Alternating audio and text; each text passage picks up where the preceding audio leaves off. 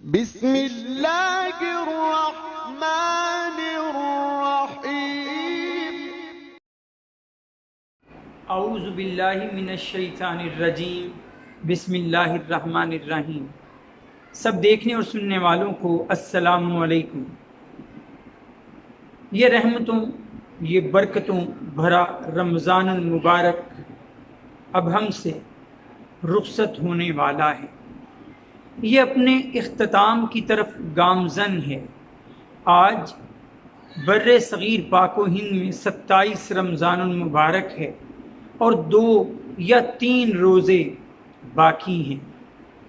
وہ مہینہ جس کا پہلا عشرہ رحمت، دوسرا عشرہ مغفرت اور تیسرا عشرہ جہنم سے آزادی کا تھا، وہ مہینہ ہم سے رخصت ہونے کو ہے۔ وہ مہینہ جس میں شیطان کو قید کر دیا جاتا ہے اور نیکی کرنا آسان ہو جاتا ہے، وہ مہینہ ہم سے رخصت ہونے کو ہے۔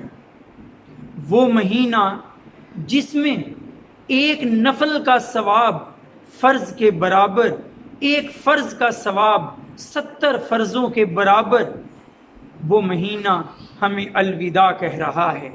وہ مہینہ جس میں کوئی تسبیح پڑھی جائے، درود کہا جائے، تو ایک بار تسبیح پڑھنے کا، ایک بار درود کہنے کا ثواب 1,00,000 بار تسبیح پڑھنے اور 1,00,000 بار تسبیح اور درود کہنے کا ثواب ملے، وہ مہینہ ہمیں اب خدا حافظ کہنے کو ہے۔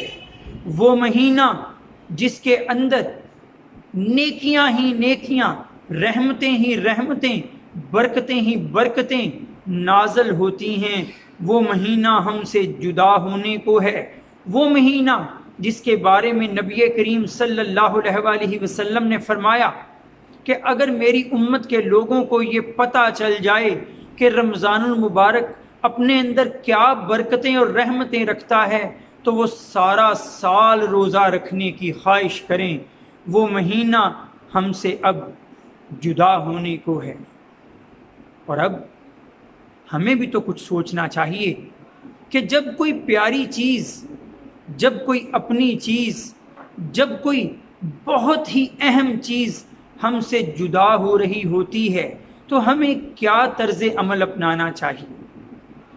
ہمیں لازمی طور پر یہ بات ذہن میں رکھنا چاہیے کہ ہم جس کے ساتھ چاہت کا اظہار کرتے ہیں، جسے پیارا سمجھتے ہیں، جسے عزیز سمجھتے ہیں، وہ شے جب ہم سے جدا ہوتی ہے تو پھر ہم اس کی یادیں اپنے اندر سمیٹ کر رکھتے ہیں، ہم اس کی یادوں سے غافل نہیں ہوا کرتے۔ یہ رمضان المبارک ہمیں اللہ کے احکامات پر چلنا سکھاتا ہے۔ یہ رمضان المبارک ہمیں شیطانی وسوسوں سے دور رہنا اور نیکیوں کی طرف راغب ہونا سکھاتا ہے۔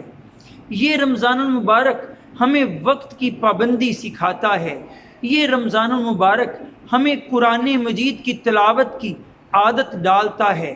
یہ رمضان المبارک ہمیں شیطانی کاموں سے دور کرتے ہوئے اللہ اور اس کے رسول کی پسند کے کاموں کی طرف لے جاتا ہے۔ تو یہ جو سارے کام اس پیارے رمضان المبارک نے ہمیں بتائے، ہمیں سکھائے، ہمیں نظم و ضبط دیا، ہمیں وقت کی پابندی دی، تو اب ہمارا یہ فرض ہے کہ جب یہ پیاری چیز ہم سے جدا ہو رہی ہے تو جو یہ ہمیں سکھا کر جا رہی ہے ہم اسے اپنی زندگیوں کا مستقل حصہ بنائیں۔ ایسا نہ ہو کہ ادھر رمضان المبارک کا سورج غروب ہو، عید کا سورج طلوع ہو، تو ان خوشیوں میں ہم یہ ساری وقت کی پابندی، ہم یہ ساری نیکیاں، ہم یہ ساری گناہوں سے دوری، ہم یہ سارا نظم و ضبط بھول بیٹھیں۔ ایسا نہیں ہونا چاہیے۔ میری دعا ہے کہ اللہ تعالیٰ مجھے اور آپ کو ان سب نیکیوں، ان سب رحمتوں، ان سب برکتوں کو سمیٹنے کے قابل بناتا رہے جو ہم نے اس رمضان المبارک میں سیکھی ہیں۔ وآخر دعوانا ان الحمد للہ رب العالمین۔ السلام علیکم۔